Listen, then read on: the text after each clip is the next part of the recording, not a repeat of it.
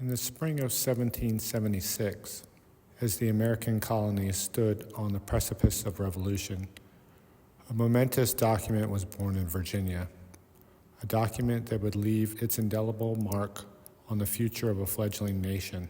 The Virginia Bill of Rights, crafted chiefly by George Mason, was more than just a list of grievances.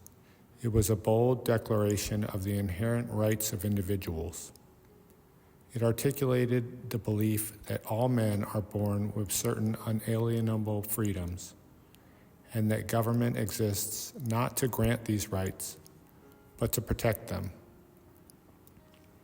Mason, a farmer, planter, and staunch advocate for liberty, had seen firsthand the abuses of power under British rule.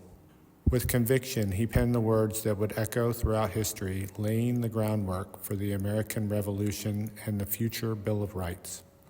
Among its many sections, Section 16 stands out, that religion, or the duty which we owe to our Creator, and the manner of discharging it, can be directed only by reason and conviction, not by force or violence, and therefore all men are equally entitled to the free exercise of religion, according to the dictates of conscience, and that it is the mutual duty of all to practice Christian forbearance, love, and charity towards each other.